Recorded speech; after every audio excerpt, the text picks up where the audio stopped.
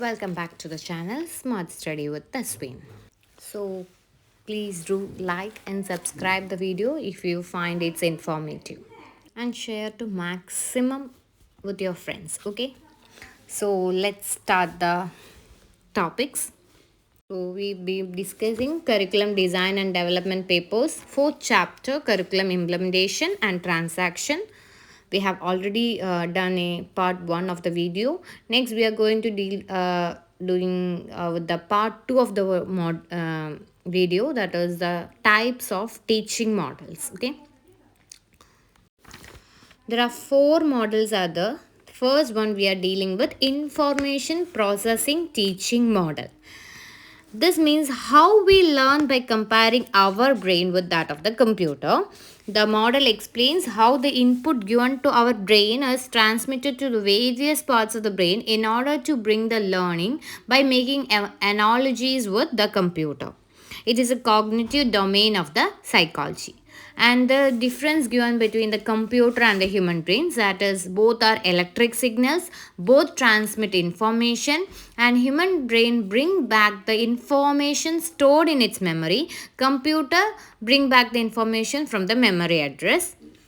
Then human brain is strengthened by the synaptic connections. Computer is strengthened by memory chips. Next, human brain does multitasking, computer brain does multitasking, both does multitasking, and human brain gets energy from food, computer gets energy from electricity. Human brain organizes itself, computer has fixed architecture. Then we have the figure, that is human information processing, that is sensory memory. Where we get from the sensory memory? Sight, sound, touch, smell, taste, we get the sensory memory. Then attention is given to a short term memory and the long term memory, that is both are rehearsals of that. Then short term memory means STM and long term memory means LTM. Short term memory means information lost through decay or displacement. Long term memory means information lost through decay or interference. Short term memory transfer to long term memory, long term memory retrieval the short term memory. Okay, that's all for the picture. Okay, this is the working of the memory. This figure is termed as a working memory by the psychologists. Next comes maintenance rehearsal. That is short-term memory. We can store information of 18 to 20 seconds. We can bring back the information stored in short-term memory and use it whenever necessary. Then this short-term memory have three stages. That is stimulus that attracts our attention, stimulus that is already familiar. We select the important information from the whole amount of information.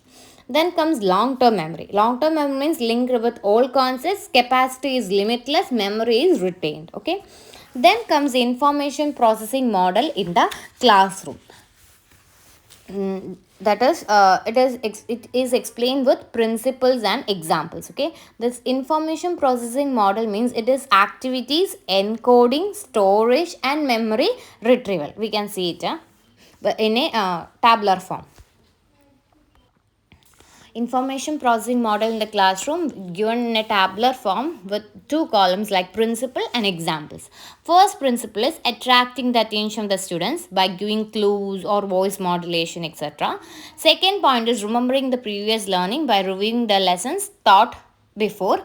Third point, telling the important information, giving cards like that way, writing in backboards like that way. Next, fourth one is providing organized information, that is arranging these concepts and skills in a sequence. Next comes fifth one, showing how memory can be retained by coding, that is mental imagery, using mental imagery, words, important words like that way. Sixth one, learning by repetition, that is retaining this memory by repeating, telling it. Then seventh one, showing how the relevant information can be classified into meaningful chunks, that is categorizing this information and teaching by induction method. And thus the information processing model gives the remembering activities such as encoding, storage, and memory retrieval. Okay, next model is social interaction teaching model. It is social interactions in learning situations. Teacher acts as a facilitator. The group learning take place. Student-centered teaching approach. Then student ask questions, reflect what they have learned, help others in classrooms, take part in group discussions. That the methods are role play method, laboratory method, social inquiry method, and social induction method.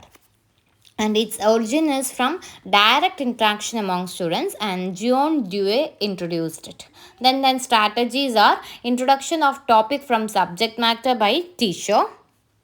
Then comes students discussion, then rules is given by the teacher. Next comes the steps of the social interaction model, that is teacher brings the topic, students sits in a group, students explain, and students evaluate learning works. Next comes social interaction and technology, that is sophisticated learning instruments, social interaction teaching model, video conferencing, discussion board, and chat rooms.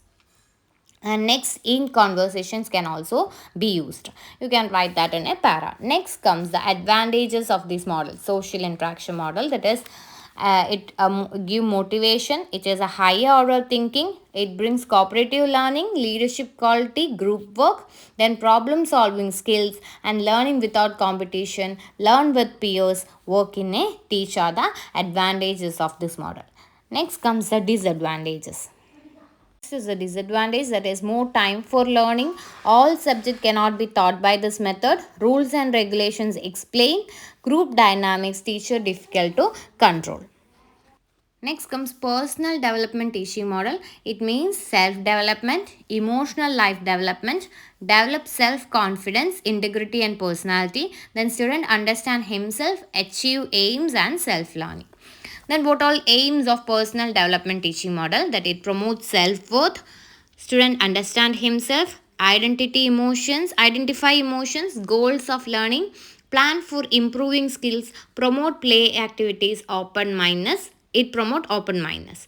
Next comes self-development teaching models includes what all they include, that is non-directive teaching models, synaptics teaching model, then awareness teaching model, classroom teaching model, and conceptual system model.